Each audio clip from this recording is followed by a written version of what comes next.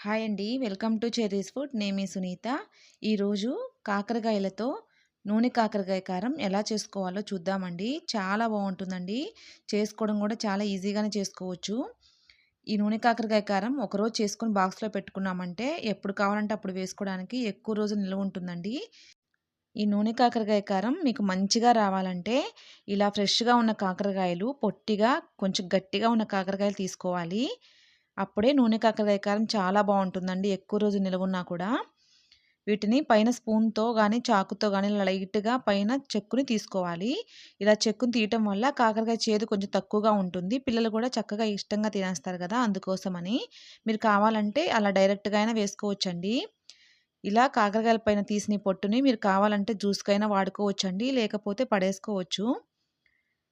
ఇలా పొట్టంతా తీసుకొని ఒక పక్కనుంచుకోవాలి ఈ కాకరకాయలని. ఇప్పుడు వీటిని చాకుతోటి మధ్యలో ఇలా ఘాటులాగా పెట్టుకోవాలి. అదేవిధంగా మిగిలిన కాకరకాయలన్నిటికీ కూడా ఇలాగే మధ్యలో ఘాటులాగా పెట్టుకొని తీసుకోవాలి. వీటిని కొంచెం వెడల్పుగా మందంగా ఉండే ఒక గిన్నెలో వేసుకోవాలి. ఇందులో 2 స్పూన్లు ఉప్పు వేసుకోవాలి. హాఫ్ స్పూను పసుపు వేసుకోవాలి. ఒక 3 స్పూన్లు కానీ 4 స్పూన్లు కానీ నిమ్మరసం వేసుకోవాలి. ఈ ఉప్పు, పసుపు, నిమ్మరసం అంతా కూడా ఈ కాకరకాయల్లో కలిసేలాగా మంచిగా చేత్తో బాగా కలుపుకోవాలి. ఇందులో ఎక్కువగా వాటర్ పోసుకొని ఉడికించుకోకుండా కొంచెంగా వాటర్ వేసుకొని ఉడికించుకుంటే కాకరకాయలు కారంకి చాలా బాగుంటాయండి. ఒక 3, 4 స్పూన్లు వేసుకోవాలి. వాటర్ మాత్రం ఎక్కువ వేసుకోకూడదు. మనం ఉడికించుకున్నప్పుడు కాకరకాయల నుంచి మళ్ళీ వాటర్ వస్తాయండి, అందుకోసము. ఇప్పుడు ఈ కాకరకాయల గిన్నె స్టవ్ పైన పెట్టుకొని మీడియం ఫ్లేమ్‌లో ఉంచుకోవాలి.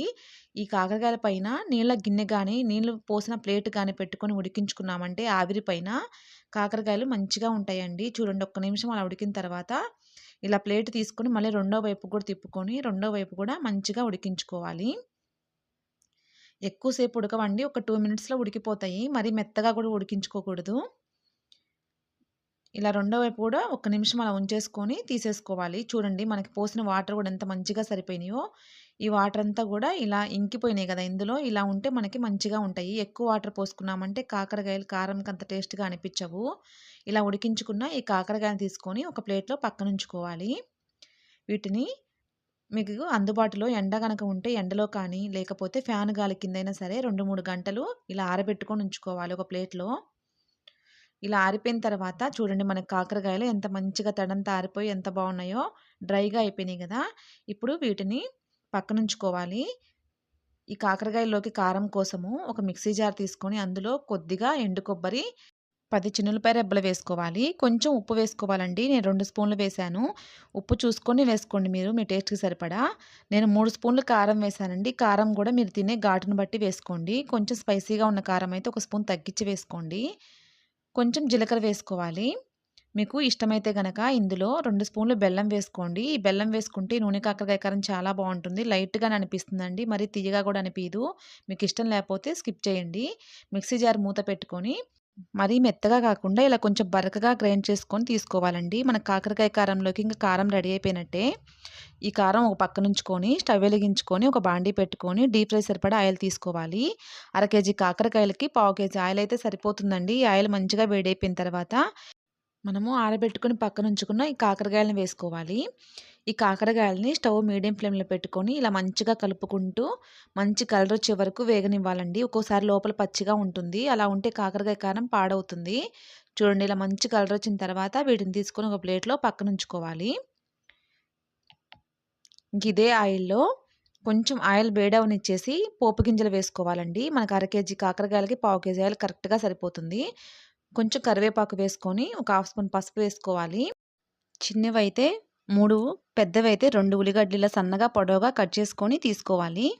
ఈ ఉల్లిపాయ ముక్కల్ని స్టవ్ హై ఫ్లేమ్‌లో పెట్టుకొని దగ్గరే నిలబడి ఇలా గరిటెతో కలుపుకుంటూ మంచి కలర్ వచ్చే వరకు వేగనివ్వాలండి.